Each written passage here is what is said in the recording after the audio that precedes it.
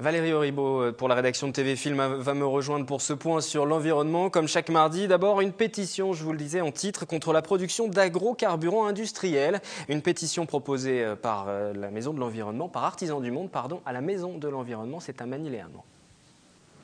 Crise alimentaire, exploitation des populations des pays du Sud, déforestation et augmentation de l'effet de serre.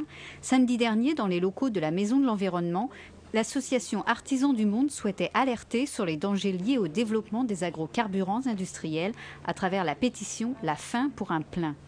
Il y a 1 milliard d'êtres humains qui souffrent de la faim, alors qu'il y aurait de quoi, selon les études de la FAO, il y aurait de quoi nourrir toute la planète. Donc il y a vraiment des dysfonctionnements au niveau du commerce international, au niveau des politiques agricoles. Et donc c'est tout ça qu'on essaye de sensibiliser, de faire comprendre aux gens.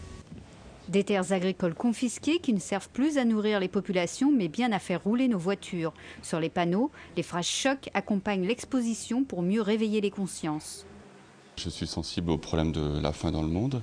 Et puis quand je vois ces inégalités criantes entre les populations du Nord, du Sud, le gaspillage qu'il peut y avoir, l'exploitation des pays du Sud, ça me révolte et j'aimerais bien que tout le monde ait cette sensibilité plus importante, quoi. Faire pousser des céréales ou des choses pour simplement l'essence des voitures, je trouve ça, et puis que les peuples meurent de faim derrière, enfin, je trouve ça hallucinant. J'ai vu ça sur Internet, je me suis dit je veux y aller, absolument, pour signer la pétition. Je pense qu'il faut sensibiliser et c'est vrai que c'est bien de voir ce genre de manifestation, enfin d'exposition. Je pense que ça peut être, ça va dans le bon sens. Et je pense d'ailleurs que je vais signer cette pétition. Samedi dernier, 12 signatures ont été récoltées. La pétition reste ouverte à la Maison de l'Environnement, sur Internet et dans les boutiques d'Artisans du Monde jusqu'au 30 novembre.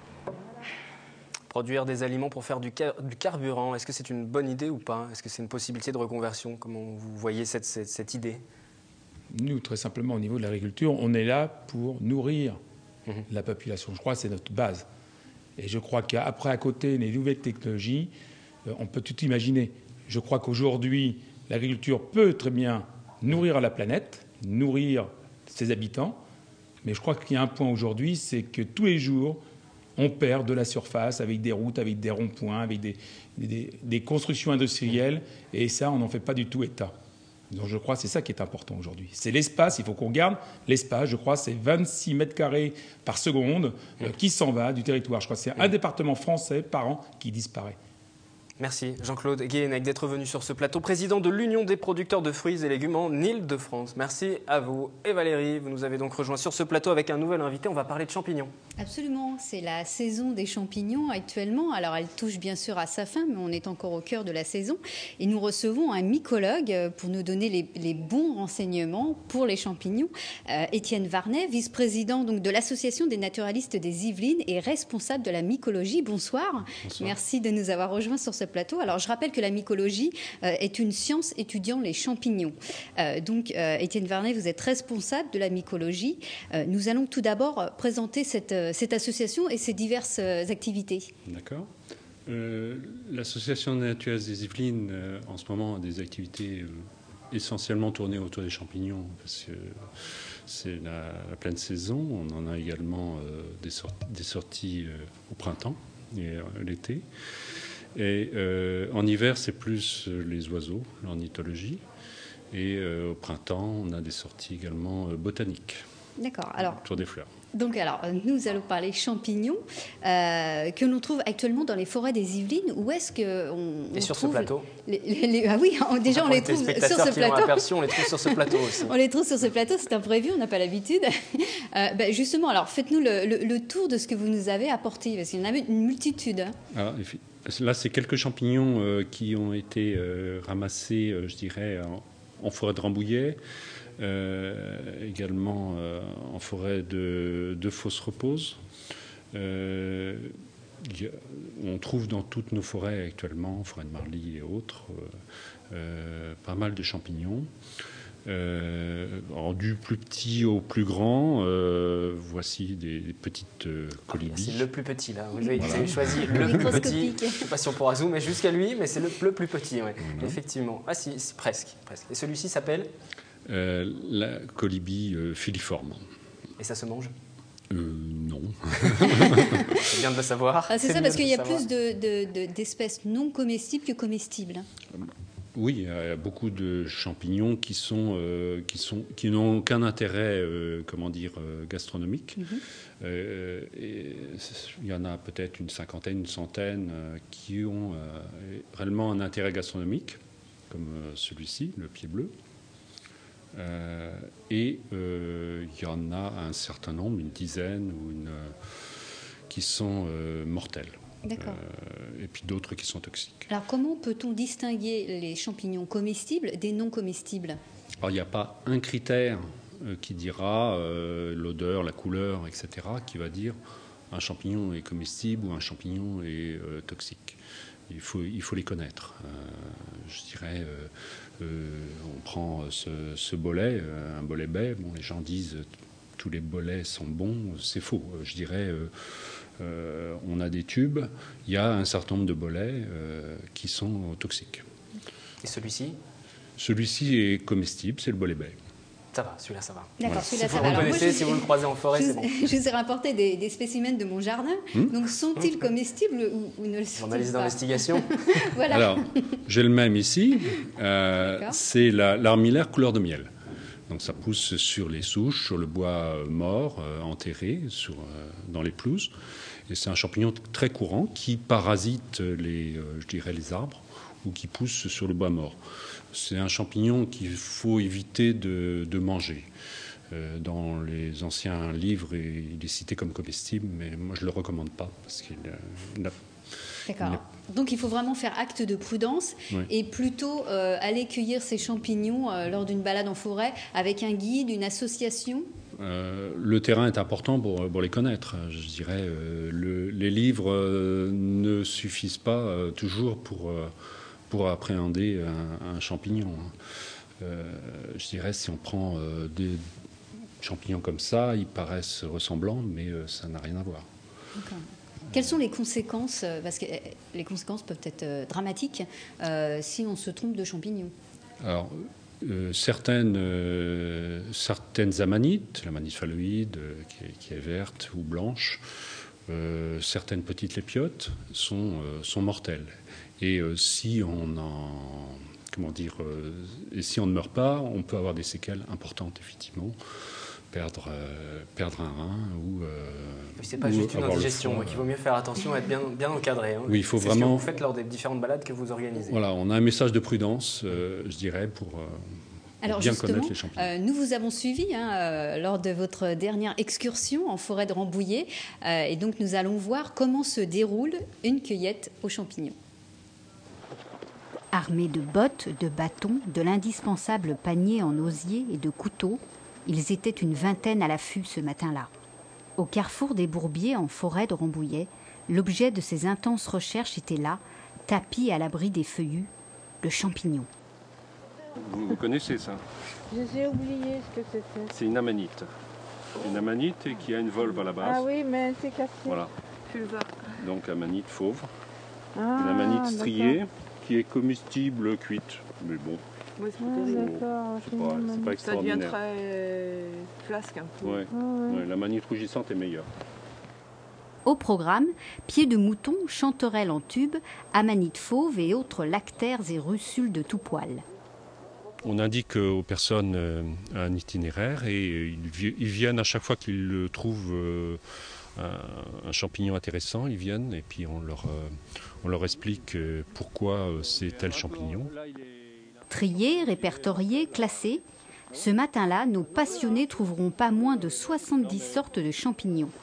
Ces derniers peuvent être mamelonnés, déroulés, visqueux, veloutés, mais il y a plus d'espèces non comestibles que comestibles. Alors méfiance et mieux vaut se fier aux experts. Chaque fois, j'apprends à reconnaître 2-3 champignons de plus. Et puis, c'est bien agréable. Alors là, ils sont absolument pas comestibles aujourd'hui. Mais ce sont des champignons, justement, que j'essaye de garder pour les regarder après à nouveau dans les livres et pour apprendre à les reconnaître tout seul. J'aime bien déterminer, chercher comment on le faisait avec les plantes, chercher à savoir ce que c'est, à connaître leur nom. Puis, bien sûr, de temps en temps, on en trouve qui sont bons à manger. Et après, on trouve ça dans nos assiettes. C'est ça qui est extraordinaire. extraordinaire comme certaines espèces telles que cette sorte de petit cactus. Mais il s'agit bien d'un champignon. Un petit corail jaune, c'est une calocère visqueuse qui pousse sous les pins. Non comestible celui-ci. Alors, quelle sorte de champignon trouve-t-on actuellement dans les forêts yvelinoises? Ça dépend si on est sous les feuillus, sous les conifères. Là, on est sous les pins sylvestres. On trouvera, on peut trouver des bolets-baies, on peut trouver, des différentes amanites, toutes sortes de russules. Et sous les feuillus, on peut trouver en ce moment pas mal de cèpes, de Bordeaux. La saison de la cueillette des champignons touche à sa fin, mais la prochaine sortie est déjà organisée pour samedi 10 novembre dans la forêt de Bois d'Arcy. Et voilà, on parle donc de champignons ce soir dans le 7-8. Ils sont venus jusqu'à nous sur ce plateau. Quels sont les bons coins? Où peut-on les trouver, ces champignons? Est-ce que vous allez nous dire oui ou non quels sont les bons coins? Non, vous ne nous le direz pas. Les cèpes, on peut en trouver, au mois d'octobre. Alors ça, c'est quand? Sous les chênes, sous les châtaigniers. Il y a des endroits précis dans le département? Voilà, c'est intéressant de connaître les arbres. Et c'est un petit peu, mon dada, c'est de voir l'écologie des champignons et de pouvoir justement voir dans quel milieu on peut trouver tel champignon. Est-ce qu'il y a un endroit du département plus qu'un autre pour trouver des bons champignons? Alors, les girolles, elles sont rares. Par contre, les cèpes de Bordeaux, on peut vous montrer les coins parce qu'on en trouve un peu partout. Ne partez pas avec le micro. D'accord. Donc, est-ce que vous donnez, lors de ces recettes, on ne l'a pas vu dans le sujet, mais est-ce que vous donnez des conseils pour cuisiner à la fin de la cueillette les champignons? Alors, on dit d'abord de les cuisiner assez vite parce que les champignons ne se gardent pas. Donc, il faut les cuisiner le jour même ou le lendemain. Et en faisant revenir pour qu'ils perdent leur eau, parce qu'un champignon a beaucoup d'eau. Et après, les mettre dans un corps gras avec des échalotes et autres condiments. Quel est votre champignon préféré? J'aime bien la morille au printemps. Valérie? Je m'abstiens.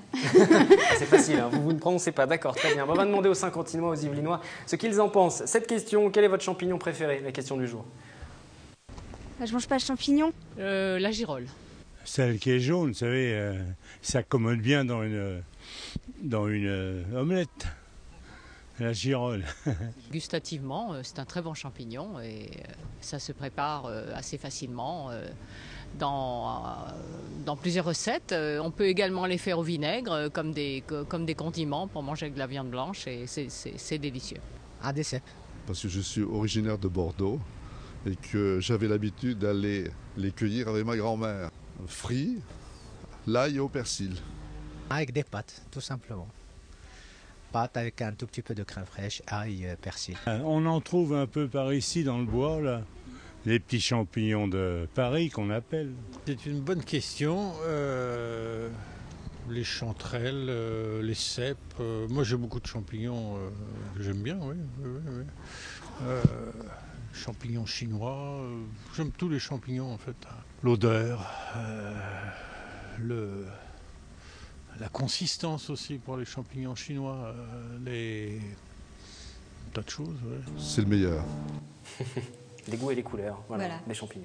Et donc il y a des champignons que l'on peut trouver du côté de Mantes-la-Jolie et dans le Vexin, mais plus en été. Ce sont les truffes. La truffe d'été. Alors, truffe d'été qu'on peut trouver jusqu'à Noël.